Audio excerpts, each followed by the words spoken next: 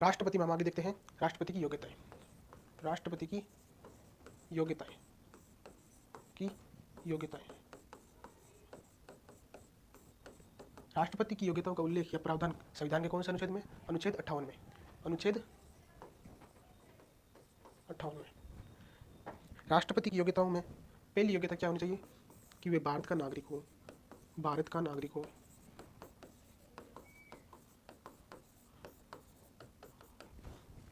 दूसरी योग्यता क्या होनी चाहिए? पहली योग्यता क्या है? वह भारत का नागरिक हो। दूसरी योग्यता क्या होनी चाहिए कि 35 वर्ष की आयु पूर्ण कर चुका। 35 वर्ष की आयु पूर्ण कर चुका हो।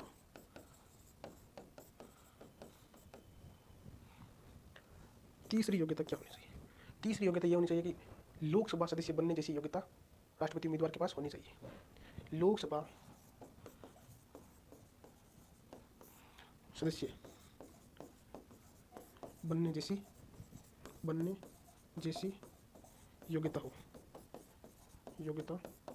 इसका मतलब क्या है कि लोकसभा के सदस्य के लिए जो योग्यताओं का प्रावधान किया गया है संविधान में, वह योग्यता भी राष्ट्रपति के उम्मीदवार के लिए आवश्यक होगी। चौथी योग्यता क्या होनी चाहिए? लाभ का पद धारण न हो। लाभ का पद धारण न हो।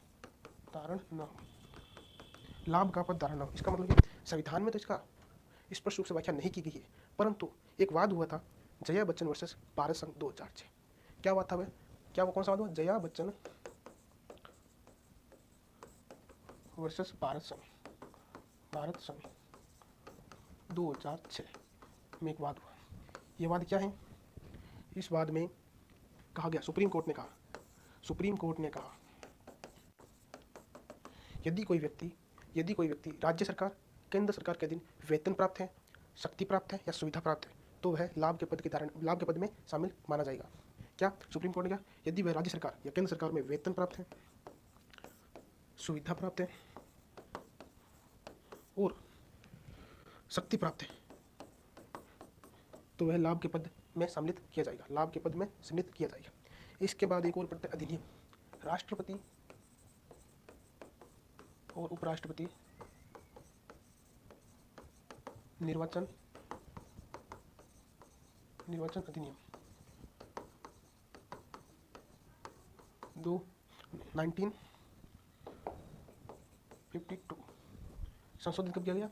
1997 संशोधन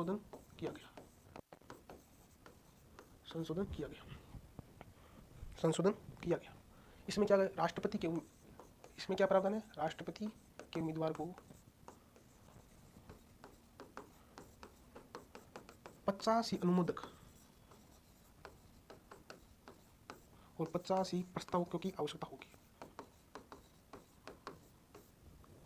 होगी। इसमें क्या प्रावधान किया गया? राष्ट्रपति और उपराष्ट्रपति निर्वाचन अधिनियम 1952 में क्या प्रावधान किया गया कि राष्ट्रपति के उम्मीदवार को 85 अनुमोदक और 85 प्रस्तावकों की आवश्यकता होगी। जमानत राशि के बारे में भी इसी में प्रावधान किया गया है।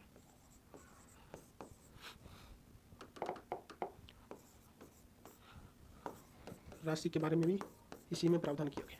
कितनी राशि होगी? 15,000 रुपये मात्र। यदि कोई उम्मीदवार कुल आवश्यक मतों के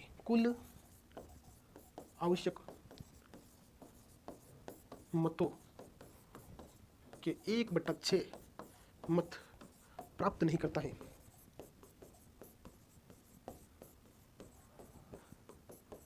तो उसकी जमानत राशि आरबीआई में जमा हो जाएगी। कहाँ जमा हो जाएगी? जमा कहाँ होंगी? आरबीआई में, रिजर्व बैंक ऑफ इंडिया में जमा हो जाएगी। इसमें क्या प्रावधान है कि राष्ट्रपति के उम्मीदवार को 85 अनुमोदक और 85 प्रस्तावकों की आवश्यकता होगी। दूसरा, जमानत राशि के बारे में कहा गया है कि जमानत राशि कितनी होगी? 15,000। और यदि कोई उम्मीदवार आवश्यक कुल मतों के 1/6 मत प्राप्त न करे, तो उसकी जमानत राशि आरबीआई यानी रिजर्व बैंक ऑफ इंडिया में जमा हो जाएगी।